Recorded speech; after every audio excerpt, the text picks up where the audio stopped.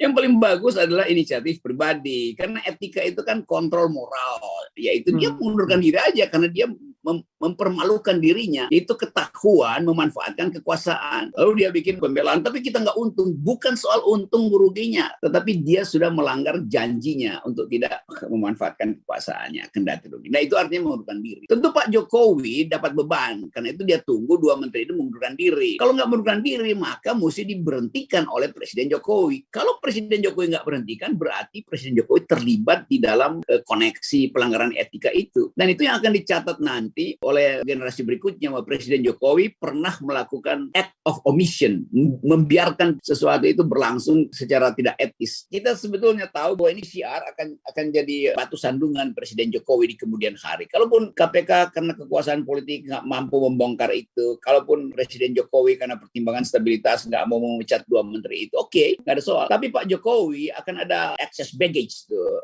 kelebihan beban secara moral untuk dipertanggungjawabkan pada publik di ujung pemerintahnya. Orang akan ingat bahwa Presiden Jokowi bersekongkol dengan para pelanggar etika. Itu artinya dia merestui pelanggaran etika itu. Nah, itu yang harusnya dibicarakan di dalam kabinet. Tapi bukan cuma Pak Jokowi, di dalamnya ada orang seperti Mahfud MD yang standar etiknya seolah-olah tinggi itu. Ada Sri Mulyani yang juga dulu dipromosikan sebagai orang dengan etika publik yang kuat. Dua-duanya diam juga kan. Kan mestinya ada semacam sinyal dari Pak Mahfud dan Ibu Sri Mulyani untuk mendorong pengunduran diri dua kawan kabinetnya tuh kan, supaya jelas kabinet itu ada standar etik. Nah, kalau dua orang ini, Pak Mahfud dan Ibu Sri Mulyani juga diam-diam doang, itu artinya dia juga menyetujui pelanggaran etik itu. Maka kita bisa katakan satu kabinet itu buta huruf terhadap public ethics kan, kesimpulannya begitu kan. Bahkan mungkin Sri Mulyani merasa silah mampus kau Luhut, kira-kira begitu dalam hatinya. Atau Pak Mahfud menganggap rasain kau Erick Thohir. Jadi mereka sebetulnya saling mengintip kesalahan orang lain. Padahal ini kabinet. Dan kata Pak Jokowi, nggak ada visi kabinet, yang ada visi presiden. Nah, karena itu kita tagih pada presiden. Kalau kabinetnya berbuat buruk, maka yang buruk itu adalah presiden. Karena presiden udah bilang, keburukan maupun kebaikan adalah tanggung jawab dia sebagai dalam sistem presidensial.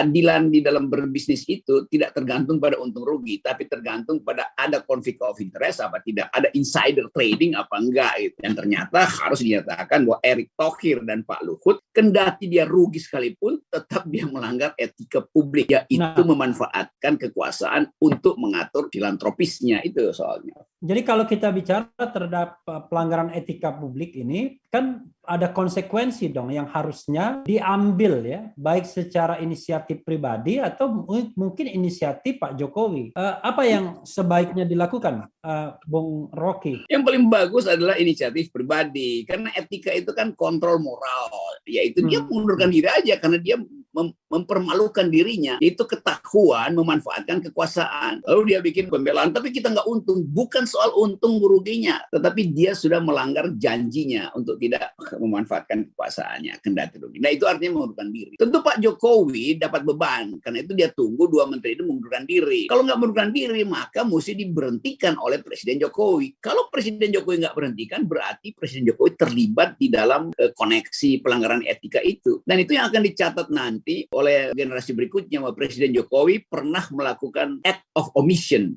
membiarkan sesuatu itu berlangsung secara tidak etis. Jadi tetap Pak Jokowi akhirnya dilaporkan ke KPK, terus dibongkar KPK. Sebaiknya dengan gagah berani dua menteri ini menyatakan kami melanggar etik. Itu kalau di negara-negara beradab udah mundur. Kalau di negara-negara beradab, tapi negara wakanda, Bung ya, sepertinya harapan seperti itu untuk konteks Indonesia hari ini dan kemarin-kemarin terlalu tinggi kayaknya. Jadi belum ada. Bukan terlalu tinggi. Ya, itu tidak tinggi, itu standarnya begitu. Yang terlalu rendah adalah standar moral dari penyelenggara negara. Mereka yang terlalu rendah, bukan kita yang terlalu tinggi. Itu Artinya sebenarnya ini standar yang biasa saja, umum Iya, aja ya. itu hal yang lumrah bahwa melanggar etik itu sanksi etiknya ada dalam dirinya. Kalau sanksi sosial diberikan oleh masyarakat, kalau sanksi etik dia sendiri yang sadar bahwa itu salah. Nah itu pentingnya pejabat publik itu mengatur dirinya dengan prinsip integrity, intellectuality, bukan prinsip electability. Karena nanti dia bilang tanya rakyat apa saya masih pantas nggak jadi menteri? Enggak, bukan soal itu. Dia sendiri merasa dia pantas apa enggak. Itu yang namanya inner call dari core self kita. Our core self calls bahwa dia melakukan sesuatu yang mismatch kalau istilah sekarang. Nggak nyambung. Iya. Ada lagi yang mau digarisbawahi dalam konteks PCR ini? Tadi PCR itu apa ya? Perkara cari ribut.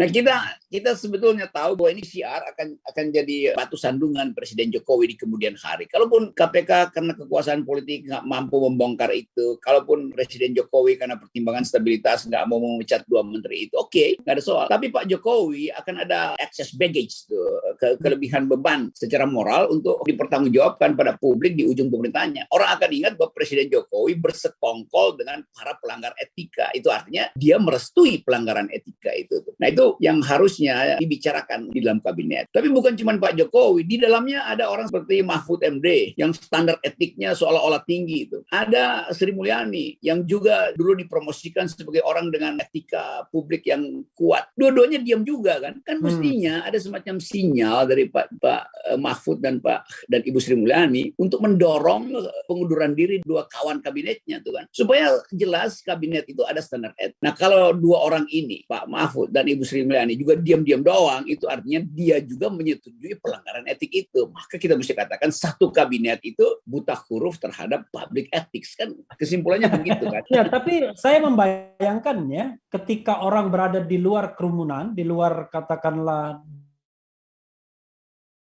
mudah mengatakan itu, tapi kalau sudah masuk dalam sistem maka feodalisme kita atau sistem nilai kita rasanya tidak mungkin bisa menerima ya bahwa ada kolega yang saling mengkritik begitu. Gimana? Iya, benar.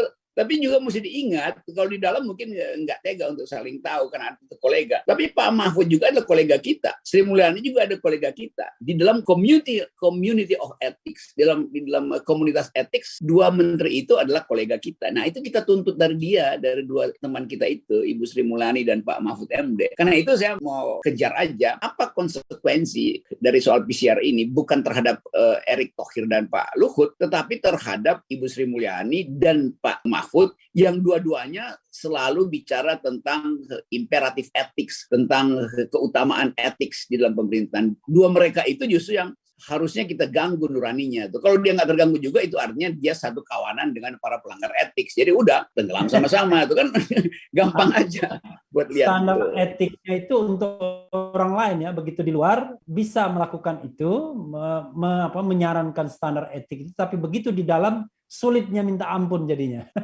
Nah itu A+ itu kesimpulannya, Refli Harun. Bung Rocky, tapi ada pernyataan dari LBP mengatakan, saya nggak terima dong duit, ya kan? Kalau saya terima duit, saya resign katanya. Artinya dia mengatakan nggak apa-apa resign kalau saya terima duit.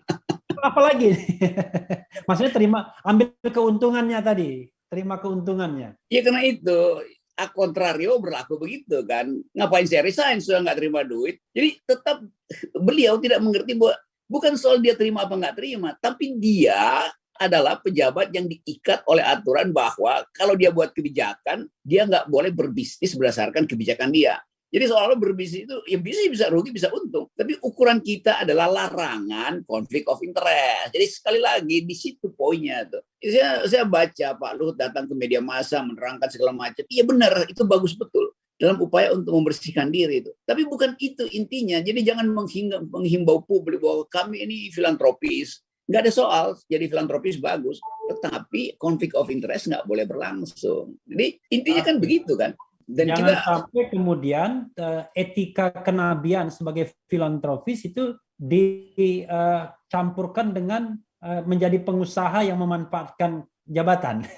Jadi Ya itu pentingnya tuh apa namanya etika kenabian atau bahasa Perancisnya noblesse oblige. Semakin tinggi kedudukan, semakin kewajiban itu diutamakan kan. Itu kan noblesse oblige. Jadi prinsip noblesse oblige itu yang tidak ada pada pejabat-pejabat di kabinet Pak Jokowi. Dan kalau Pak Jokowi diam berarti Pak Jokowi juga tidak punya noblesse oblige. ataukah problemnya di lingkungan ataukah di perorangan? Di lingkungan Ini jabatan atau di perorangan? Ini satu komunitas yang memang nggak ada semacam basis untuk kita percaya. Karena dari awal ini kan kabinet isinya tukar tambah politik kan, bukan tukar tambah etika itu. Nah itu buruknya. Operasi tukar tambah. Iya, ini betul. Ini karena operasi tukar tambah, OTT, operasi tukar tambah. Maka saling menunggu. Bahkan mungkin Sri Mulyani merasa mampus kau Luhut, kira-kira begitu dalam hatinya. Atau Pak Mahfud menganggap rasain kau Erick Thohir. Jadi mereka sebetulnya saling mengintip kesalahan orang lain. Padahal ini kabinet. Dan kata Pak Jokowi, nggak ada visi kabinet, yang ada visi presiden. Nah, karena itu kita tagih pada presiden. Kalau kabinetnya berbuat buruk, maka yang buruk itu adalah presiden. Karena presiden udah bilang keburukan maupun kebaikan adalah tanggung jawab dia sebagai dalam sistem presidensial. Karena itu kita ingatkan terus, Pak Jokowi, Anda pernah mengatakan tidak ada visi kabinet, yang ada visi presiden. Berarti visi presiden adalah juga membiarkan konflik of interest, kan begitu.